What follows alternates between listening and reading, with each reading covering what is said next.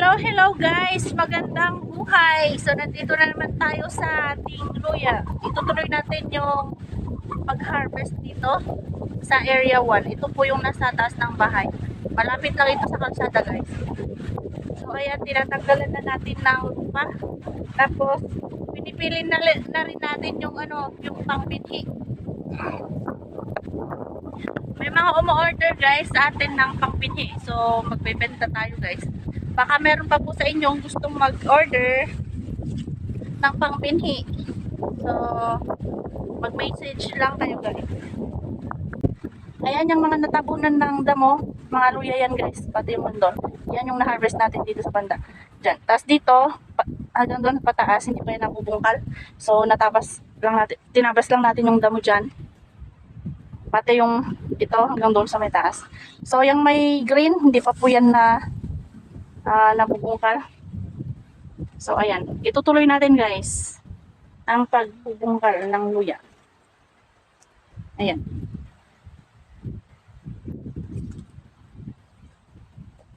Ito guys yung napili natin pangbinhi. Maganda yan guys. Yung mga napipili natin na hindi pwedeng pangbinhi ay yung mga ganito. Although pwede naman siya natin gawing pangbinhi pero ibebenta natin yan guys. At saka yung mga maliliit lang, mga ganito, ibebenta natin yung mga yan. So yan po yung mga pinipili natin. Ang ganyan. Yung mga ganito guys, yan. Nilalagay natin sa pangbenta. Pangbenta yung mga yan. Ito maliliit. Yan. So yung mga ganitong pinipili natin guys, yung parang bilog-bilog siya, yan ang mga magagandang pangbinhi kahit na maliit lang siya na ganito. So ito po ay magandang pangbinhi. So i-compare natin siya doon guys sa may yung pinipili natin na pangbenta. Ayan oh. Maliliit siya. Ayan. Although pwede naman siyang pangbinhi guys, pero kasi since marami naman tayong harvest, ibebenta natin yung mga yan. Yung mga ganito pangbenta yan. Ayan.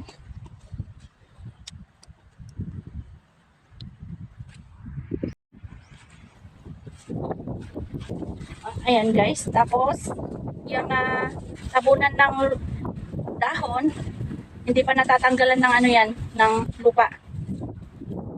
Ito yung tinabunan natin ng dahon kahapon, hindi natin natapos. Ayan. Ganito guys, oh. Malalaki. Mga ganito guys, yung magandang pangbinhi, ayan oh. Malalaki yung mata niya. Magagandang pangbinhi yan. So, tatanggalan muna natin to ng lupa. Ayan, mahaba ito guys, oh. Ayan.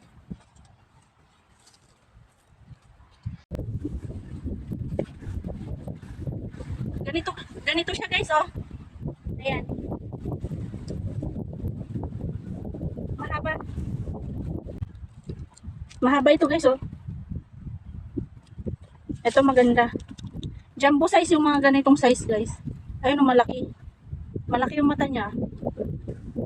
So kapag itatanim natin to, pag gusto natin pira-pirasuhin, yan. Puputulin natin dito. Tapos kapag panahon ng kapon, big size na yun guys. Kahit lang ganyan. Ayan. Jumbo size ito guys. Ayan oh. Malapad. Ganito ang gustong-gusto ng buyer, malalaki ang mata. Ayan.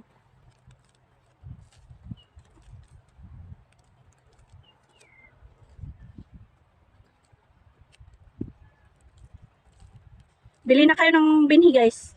Marami tayong pang binhi ngayon. Kasi kapag April, March na, mahal na ang binhi nun guys. So habang mura ngayon, samantalahin na ninyong bumili ngayon ng pangbinhi. Kapag taniman na kasi, planting season na, mahal na talaga nun ang binhi. So ngayon guys, ipapakita ko sa inyo kung ano ang magandang pangbinhi na luya. Kung ano ang magandang gawin pangbinhi. So kung kayo po ay bago pa lang, first time nyo pa lang magtanim ng luya, tapos gusto nyong magparami muna. So ang mga magandang pangtanim guys ay yung mga maliliit. Mag-umpisa muna kayo sa mga mga ganitong size. Or yung mas maliit pa sa ganito. Yung tinatawag namin SS. Kasi yung ganito ay small size. Small size yung ganito. Halimbawa ganito guys, oh. Yung mga ganitong size. Ganyan ang magandang pangtanim. Kapag kayo po ay magpaparami ng luya. Tapos kapag dumami naman na po, pwede na po kayong magtanim ng mga ganito, small size. Mga ganito, big size. Pwede na po kayong magtanim ng mga ganon. Para kapag dumami na guys, maganda na yung ani ninyo. Marami na kayong maaani. Mga ganito guys, oh. Ito po ay big size. Ayan. Ganito guys, oh, malalaki. Ayun, oh, kung makikita ninyo yung parang mata niya. Ayan. Bilog-bilog yan, oh. Ganito ang magandang pangbinhi. Kasi kapag tumubo din ito, malalaki din yung usbong niya. Compared kapag yung payat na ang binhinhin natin, yung magiging tubo din niya ay parang manipis lang.